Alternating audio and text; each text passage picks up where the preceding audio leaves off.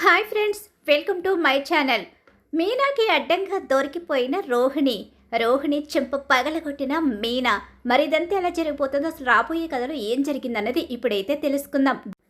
మా ఛానల్ని సబ్స్క్రైబ్ చేసుకున్న వాళ్ళకి మాత్రమే గుండె నిండా గుడిగంటలు సీరియల్ అప్కమింగ్ ఎపిసోడ్స్లో ఏం జరిగిపోతుందన్నది తెలుసుకునే అవకాశం అయితే ఉంటుంది. కాబట్టి ఇప్పుడే మా ఛానల్ని సబ్స్క్రైబ్ చేసుకుని పక్కనే ఉన్న గంట సింబల్లో ఆల్ మీద అయితే క్లిక్ చేసేయండి. మా వీడియో నచ్చితే ఒక లైక్ ఇవ్వడం మాత్రం మర్చిపోకండి.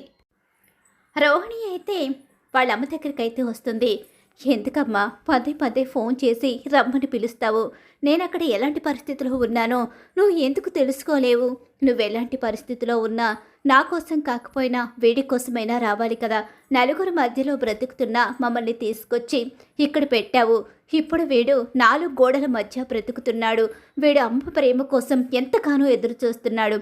అలాంటప్పుడు మరి ఇంకేం చేస్తాను?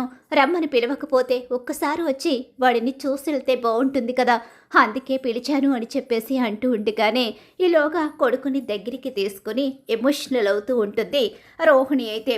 ఇక్కడ చూస్తే ఇక మీనా అయితే బయటికి బయలుదేరుతూ ఉంటుంది.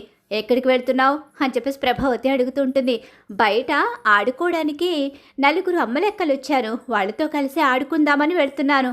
చూసారా ఎలా వంకరగా సమాధానం చెప్తుందో. ఈ మీనాకి ఈ మధ్యకాలంలో బాగా వంకర ఎక్కువైపోతుంది. ఈ అత్తగారి మాట అంటే లెక్క లేకుండా పోతుంది. ఎందుకంటే డెకరేషన్స్ చేసి బాగా సంపాదిస్తుంది కదా, అందుకే కళ్ళు నెత్తికెక్కుతున్నాయి. అవునవును, బాగా సంపాదిస్తున్నాను కదా, అందుకే కళ్ళు నెత్తికెక్కి ఏ టైంలో ఏం అడగాలో నాకు తెలియడం లేదు, అందుకే ఆడుకోవడానికి వెళుతున్నాను అని చెప్పేసి అంటూ ఉంటే కానీ, అమ్మ మీనా, దీని గురించి ఎందుకు నువ్వు పట్టించుకుంటావు? నువ్వు వెళ్ళు. ఎక్కడికి వెళ్తుందో చెప్పకుండా వెళ్ళమంటారేంటి? మీనా ఎక్కడికి వెళ్తుంది?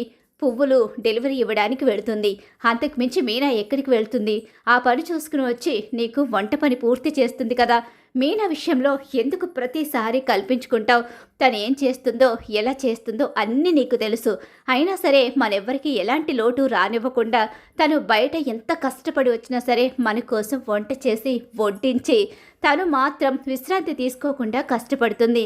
అలాంటప్పుడు ఎందుకు అలా ప్రతిసారి మాటలు అనిపించుకోవడానికి కాకపోతే నువ్వు వెళ్ళే మనిషిని ఆపి మరీ తిట్టించుకుంటూ ఉంటావు అని చెప్పేసి సత్యం అయితే అడుగుతూ ఉంటాడు. సర్లే, వెళ్ళి త్వరగా రమ్మని చెప్పండి, లేకపోతే ఇంట్లో అందరూ ఆకలితో మాడాలి. అవును, అందరూ ఆకలితో మాడాలి. ఇంక ఇంట్లో ఆడవాళ్లే లేరు కదా, నా భార్య తప్ప వండి పెట్టేవాళ్ళు ఎవరున్నారు? ఆ పార్లర్ అమ్మ ఎప్పుడెక్కడికి వెళ్తుందో ఎవ్వరికీ తెలియదు. పార్లర్ టైంలోని ఇక ఈ మనోజ్ గాడికి సహాయం చేస్తూ ఉంటుంది. అలాగే ఈ మనోజ్ ఇంట్లో ఉన్నప్పుడు ఆ పార్లర్ అమ్మ ఏవేవో పెత్తనాలు చేస్తూ ఉంటుంది. ఒరే, నా భార్య గురించి నీకెందుకురా? తను తన ఫ్రెండ్ విద్యని కలవడానికి వెళ్ళింది. అవునా, ఈ విద్యకి పనేమీ ఉండదు. అస్తమానం వీళ్ళు కలిసి మాట్లాడుకుంటూనే ఉంటారు. ఏముంటాయో అంత రహస్యాలు. ఒరే, నీకెందుకురా అని చెప్పేసి మనోజ్ అయితే అంటూ ఉంటాడు. ఇక ఇలా వీళ్ళు మాట్లాడుకుంటూ ఉంటారు. సరేండి, నేను వచ్చేస్తాను, వెంటనే వెళుతున్నానని చెప్పేసి మీనా అయితే అక్కడి నుంచి బయలుదేరి వెళ్ళిపోతుంది. అలా వెళ్ళిపోయిన తర్వాత కాస్త ఇంట్లో పని చేసుకోవడం అలవాటు చేసుకో ప్రభా. ఎందుకంటే రేపొద్దునన్న రోజు నీకు ఇంట్లో పని చేసే దిక్కు కూడా లేకుండా పోవచ్చు. ఎందుకో తెలుసా, మీనా చేస్తుంది. మీనా అయితే తన గొంతులో ఊపిరున్నంత వరకు మనల్ని మాత్రం వదిలిపెట్టదు. మనం ప్రాణాలతో ఉన్నంత వరకు మనని ప్రేమగానే చూస్తుంది. కానీ నీ నోటికి హద్దు అదుపు ఏమీ ఉండదు కదా. తన భవిష్యత్తుని నాశనం చేయడానికి నువ్వు ఎప్పుడేం చేస్తావో నీకే తెలియదు. అలాంటప్పుడు ఎవరికైనా ఓర్పు నశిస్తుంది. ఆ ఓర్పు నశించినప్పుడు మీనా ఎలాంటి నిర్ణయం తీసుకుంటుందో అప్పుడు నువ్వే కదా వంట చేయాలి. నీ మిగిలిన 2 కోడళ్ళు ఇంట్లో ఎలాగో పనులు చేయరు. కాబట్టి వంట చేసి గిన్నెలు తోముకుంటూ వాళ్ళకి వండి వడ్డిస్తూ శ్రమ పడాల్సిన పరిస్థితి నీకే వస్తుంది. అందుకు కాస్త నోరు అదుపులో అయినా పెట్టుకో, లేకపోతే వంట చేసుకోవడం అలవాటైనా చేసుకో అని చెప్పేసి సత్యం చెప్తూ ఉంటాడు. అమ్మకి ఎప్పటికీ ఆవిడ గొంతు మాత్రం ఆగదులే. ఈ ప్రభావతమ్మ ఎప్పటికీ మారదులే నాన్న. ఈవిడి గారు నోటికి హద్దు అదుపు లేకుండా పోతుంది. ఎందుకంటే నా భార్య పడుతుంది కదా, ప్రతిసారి ఎన్ని మాటలన్నా, ఎంతగా అవమానించినా, ఎన్ని దుర్మార్గాలు కుట్రలు చేసినా అన్నీ తెలిసినా సరే ఈవిడిని క్షమించి వదిలిపెడుతుంది కదా. అందుకనే ఈవిడ ఇలానే బిహేవ్ చేస్తుందని చెప్పేసి ఇక అక్కడి నుంచి బాలు వెళ్ళిపోతాడు.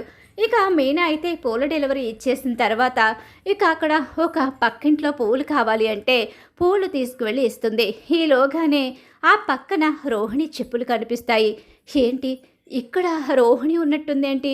రోహిణి ఇక్కడ ఎవరికైనా ఒకవేళ మేకప్ వేయడానికి వచ్చిందేమో. ఒకసారి రోహిణి దగ్గరికి వెళ్ళి పలకరించి వద్దామని చెప్పేసి ఇక అక్కడి నుంచి లోపలికైతే వెళుతుంది. అలా వెళ్ళేసరికి అక్కడ సుగుణమ్మ ఉంటుంది, చింటూ ఉంటాడు, రోహిణి ఉంటుంది. ఒక్కసారే వీళ్ళని చూసి షాక్ అవుతుంది.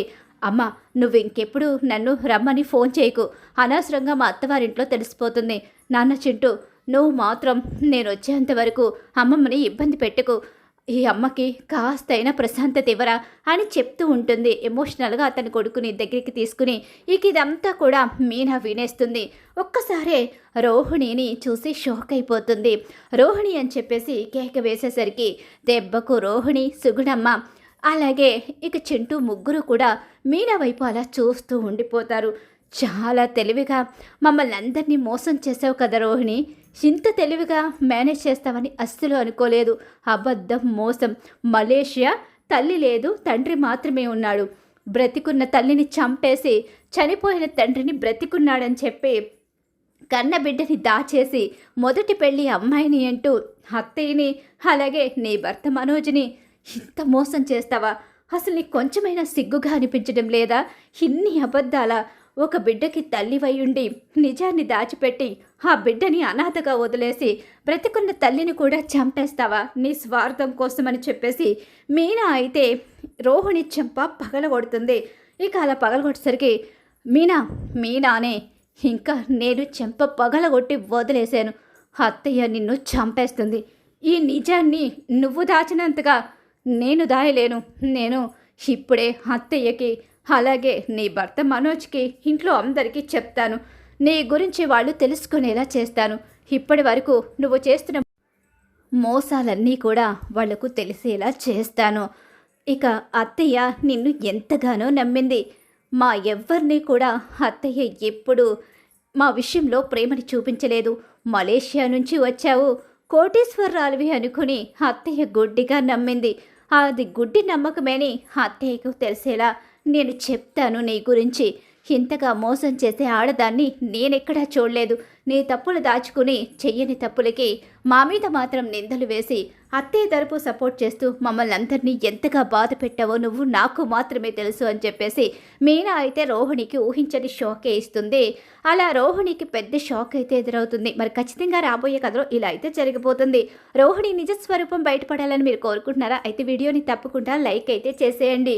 అలాగే గుండె నిండా గుడి గంటలు సీరియల్ అప్కమింగ్ ఎపిసోడ్స్ టీవీలో కన్నా ముందుగా చూడాలనుకుంటే ఛానల్ని ఇప్పుడే సబ్స్క్రైబ్ చేసుకో, పక్కన ఉన్న గంట సింబల్లో ఆల్ మీద అయితే క్లిక్ చేసేయండి.